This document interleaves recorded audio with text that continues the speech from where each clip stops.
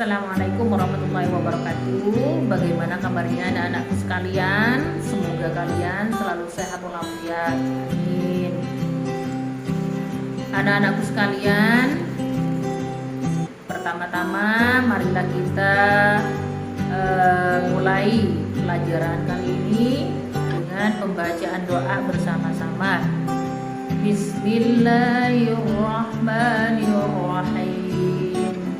Rabbi zidni ilma warzuqni fahma. Baik, anak-anak sekalian, hari ini kita akan belajar pelajaran 10, yaitu kisah keteladanan Wali Songo. Adapun tujuan pembelajaran kita hari ini adalah yang pertama mengetahui dan meyakini kisah keteladanan Wali Songo. Yang kedua, mempraktekkan keteladanan Wali Songo dalam kehidupan sehari-hari. Baik, anak-anak, materi yang pertama di sini adalah siapakah Wali Songo. Al-Quran menjelaskan bahwa Wali Songo adalah orang yang beriman dan bertakwa. Di samping itu, melakukan hal-hal yang wajib. Para wali Allah senantiasa melakukan hal-hal yang sunnah serta menjauhi hal-hal yang makruh, sebagaimana Allah berfirman, Bismillahirrahmanirrahim. Ala inna awliya Allahi la khawfun alaihim wa la hum yahzanun alladzina amanu wa kanu yattaqun. Artinya, ingatlah, wali-wali Allah itu tidak ada rasa takut pada mereka dan mereka tidak bersedih hati, yaitu orang-orang yang beriman dan senantiasa bertakwa. Bagaimana keimanan wali Allah? Keimanan yang dimiliki wali Allah tidak dicampuri oleh kesyirikan. Mereka tidak mengakui kekuatan lain, misalnya batu, keris, tombak, senapan, dan lain-lain yang merupakan perbuatan syirik. Lalu bagaimana ketakwaan wali Allah? Keimanan para wali Allah tidak sekedar pengakuan, tetapi keimanan mereka menghasilkan ketakwaan. Mereka melakukan apa yang diperintah oleh Allah dan menjauhi apa yang dilarangnya. Mereka tidak hanya melakukan hal-hal yang diwajibkan agama, tetapi juga menjalankan amalan-amalan sunnah. Mereka menghindari perkara yang makruh dan menjauhi perkara yang diharamkan oleh Allah. Pelajaran berikutnya adalah kisah keteladanan Wali Songo. Karena di sini Wali Songo berjumlah 9 sesuai dengan namanya. Yang pertama di sini akan membahas tentang Sunan Gresik atau disebut juga dengan Sunan Maulana Malik Ibrahim. Maulana Malik Ibrahim disebut juga Sunan Gresik atau Sunan Tandes. Ia lahir di Samarkand, Asia Tengah, dan wafat di desa Gapura, Gresik, Jawa Timur. Kisah keteladanannya adalah semangatnya mendakwahkan Islam. Sunan Gresik banyak membela rakyat Jawa yang tertindas oleh Majapahit. Ia juga mengajarkan cara-cara baru bercocok tanam. Yang kedua, Sunan Ampel atau disebut juga dengan Raden Rahmat. Sunan Ampel atau Raden Rahmat dianggap sebagai sesepuh oleh para wali lainnya. Makam Sunan Ampel terletak di dekat Masjid Ampel, Surabaya. Kisah keteladanan yang menarik adalah ketika Sunan Ampel berdakwah kepada Prabu Brawijaya. Meskipun akhirnya tidak memeluk agama Islam, Prabu Brawijaya terkesan dengan ajaran agama Islam sebagai ajaran budi pekerti yang mulia.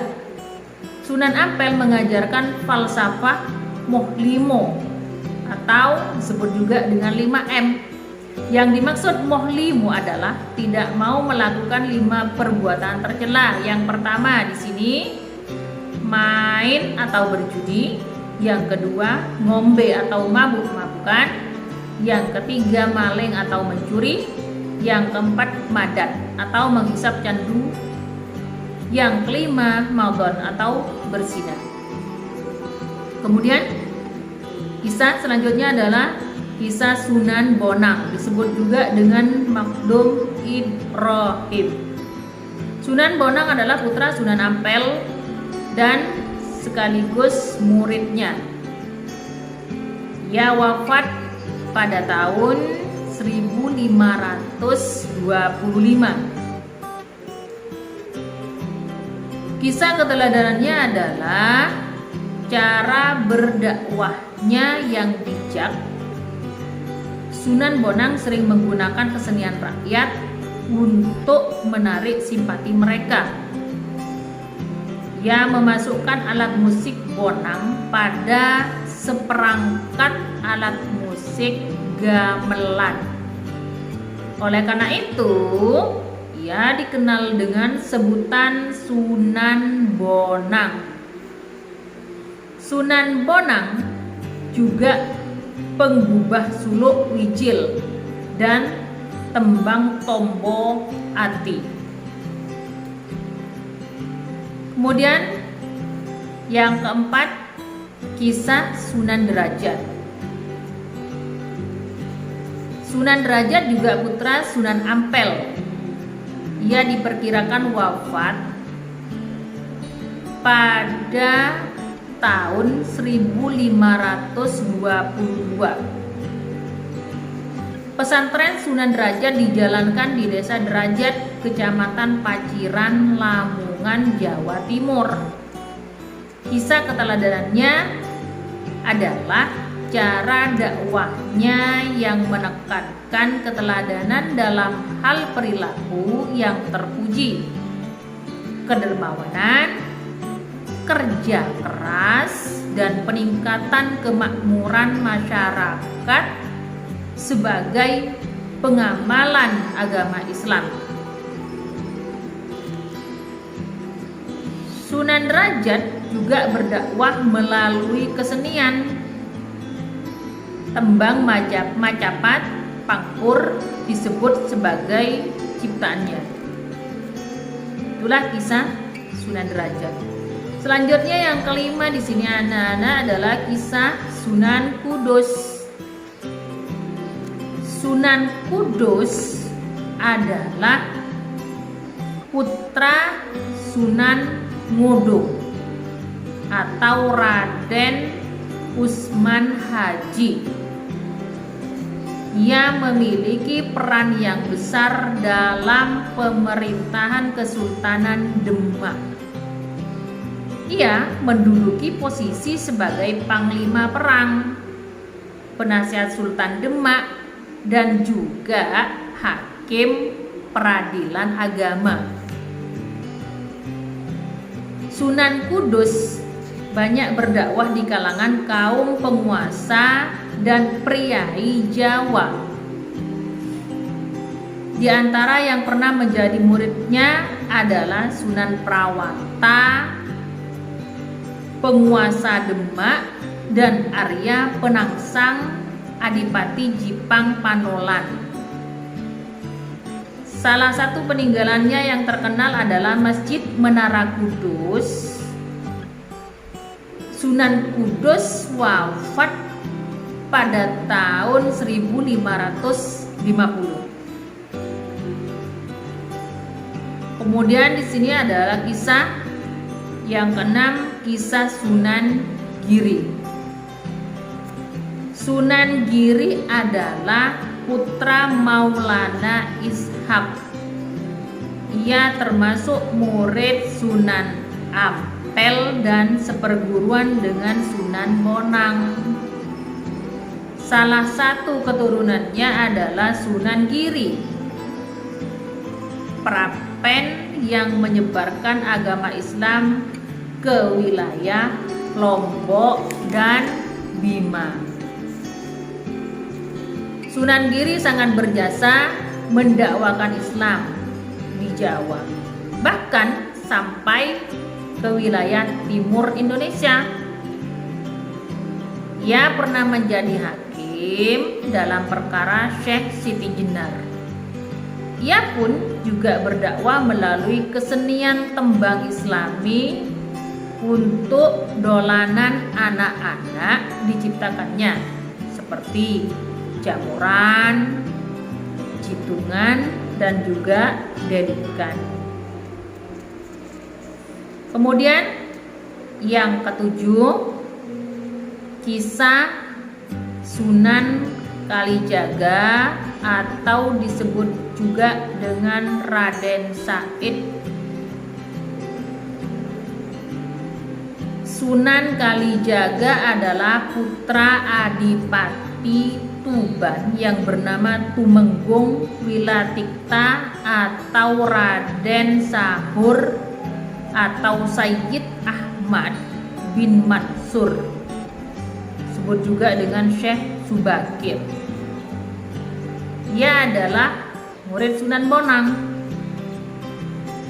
Sunan Kalijaga juga menggunakan kesenian dan kebudayaan sebagai sarana untuk berdakwah, seperti wayang kulit dan tembang suluk. Tembang suluk, ilir-ilir, dan gondol-gondol pacul juga dianggap sebagai hasil karyanya. Terus kisah selanjutnya yaitu nomor 8, kisah Sunan Muria atau disebut juga dengan Raden Umar Said. Sunan Muria atau Raden Umar Said adalah putra Sunan Kalijaga. Ia adalah adik ipar Sunan Kudus. Tempat tinggalnya di Gunung Muria yang letaknya di sebelah utara kota Kudus, Jawa Tengah. Seperti ayahnya, Sunan Kalijaga, ia berdakwah dengan lembut. Kesenian gamelan dan wayang tetap digunakannya sebagai alat berdakwah. Sunan Muria menciptakan tembang sinom dan kinanti. Sasaran dakwahnya para pedagang, nelayan, pelaut, dan juga rakyat jelata. Yang terakhir anak-anak, di sini adalah kisah Sunan Gunung Jati, disebut juga dengan Syarif Hidayatullah. Sunan Gunung Jati atau Syarif Hidayatullah adalah putra Syarif Abdullah Umdatuddin. Ia berjasa mengembangkan Cirebon sebagai pusat dakwah dan pemerintahannya yang kemudian menjadi Kesultanan Cirebon.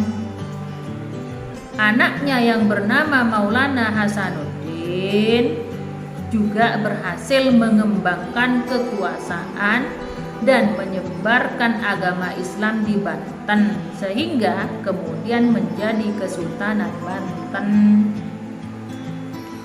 Sunan Gunung Jati memberikan keteladanan yang baik dalam bekerja. Ia sering ikut bermusyawarah dengan para wali lainnya di Masjid Demak. Pada pembangunan Masjid Agung Sang Cipta Rasa tahun 1480, Sunan Gunung Jati melibatkan banyak pihak termasuk para wali lainnya dan sejumlah tenaga ahli yang dikirim oleh Raden Patah. Baiklah anak-anak, itulah kisah keteladanan Wali Songo. Semoga dengan adanya kisah materi ini kalian bisa mengambil hikmah dengan baik dan bisa mempraktekkan keteladanan Wali Songo dalam kehidupan sehari-hari. Intinya semoga ilmu ini bermanfaat. Amin. Baiklah anak-anak, materi sudah selesai. Kita akhiri pertemuan kali ini dengan pembacaan hamdalah. Alhamdulillahirabbil alamin. Sekian. Assalamualaikum warahmatullahi wabarakatuh.